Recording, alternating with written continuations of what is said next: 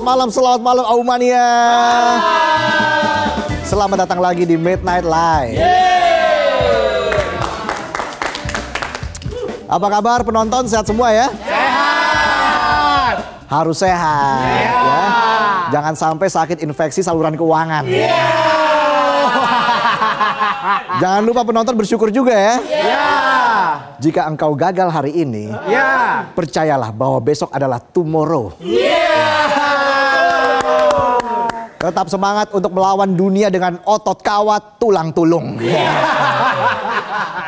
Ingat juga kata pepatah. Apa tuh?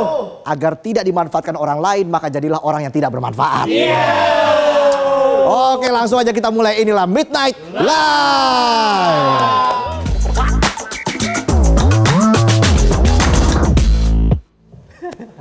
Berita malam ini kita masih melanjutkan kasus pemerasan di Kementerian Ketenagakerjaan.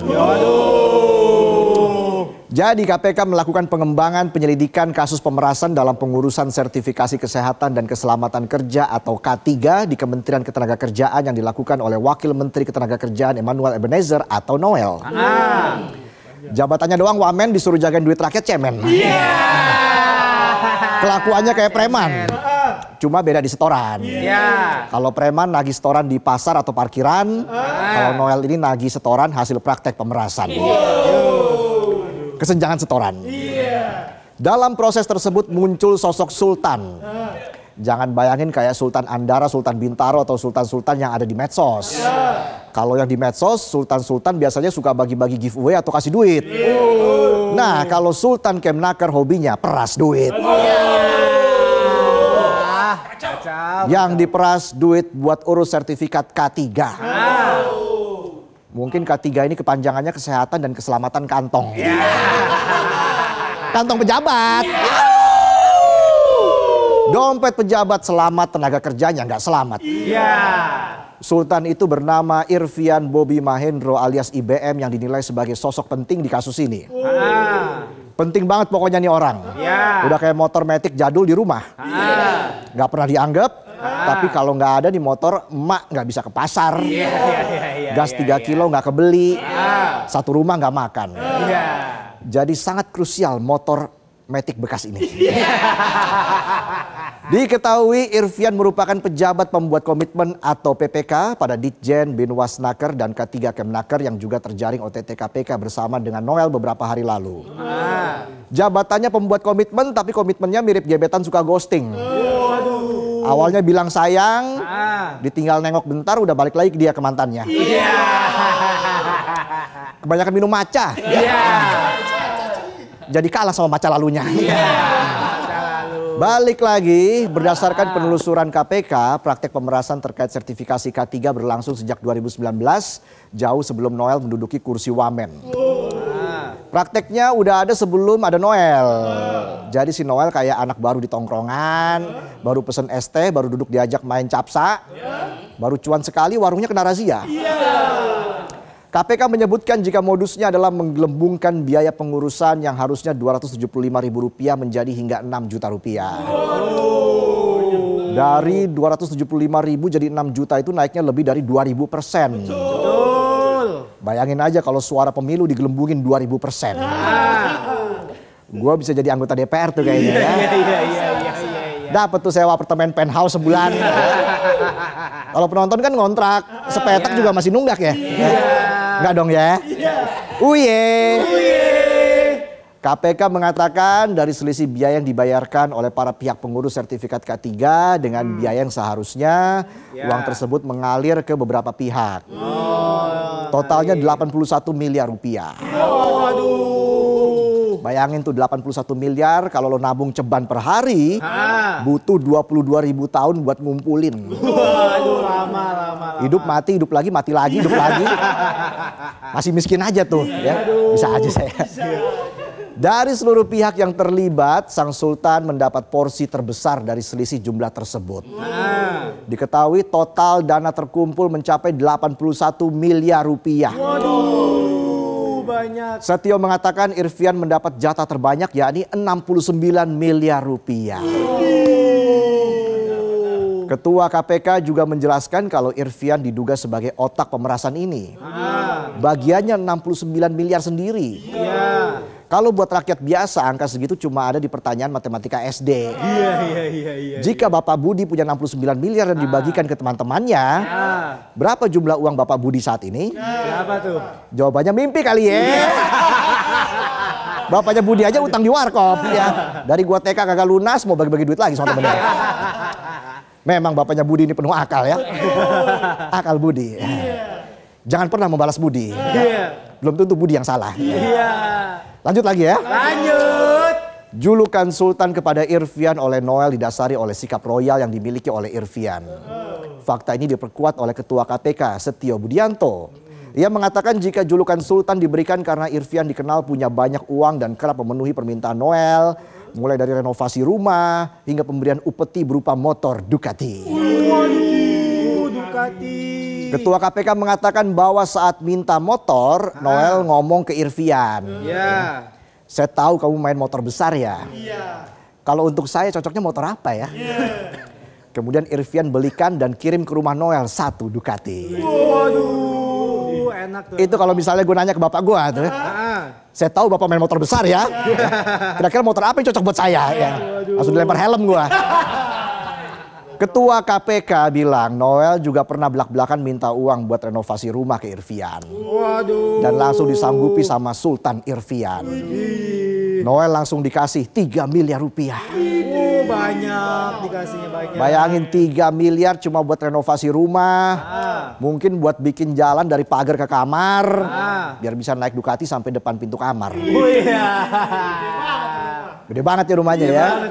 Selain buat beli Ducati dan biaya renovasi rumah Noel, uangnya juga dipakai Irfyan buat belanja, hiburan, DP rumah, beli mobil mewah, sampai buat setoran tunai ke sejumlah pihak. Hiburan. Karena 2 di antara 10 tersangka yakni FAH dan HR diketahui dapat setoran 50 juta rupiah per minggu. Per minggu. Tunjangan rumah DPR 50 juta sebulan kalah tuh. Tapi kalau kita lihat laporan harta kekayaan penyelenggara negara atau LHKPN, Irfyan terakhir kali lapor pada 2 Maret 2022. Waduh. 3 tahun lalu. Dalam LHKPN, Sultan Irfyan ini cuma punya harta 3,9 miliar rupiah. Masih dikit. Kalau dibandingin sama hasil pemerasan yang nyampe 69 miliar jelas jomplang. Dari LHKPN, Sultan Irfyan tercatat punya tanah dan bangunan seluas 145 meter persegi di Jaksel senilai 1,27 miliar rupiah. Terus dia juga punya 1 unit mobil Pajero senilai 335 juta rupiah. Ada juga harta bergerak senilai 75,25 juta rupiah. Dan kas sebesar 2,21 miliar rupiah. Dan Irfyan juga tercatat gak punya utang. Beda harta yang jomplang itu bikin KPK bertanya-tanya. KPK menduga Sultan Irfyan gak patuh laporan LHKPN. KPK bilang bakal lakukan follow the money atas aset-aset yang diduga terkait ataupun merupakan hasil dari tindak pidana korupsi.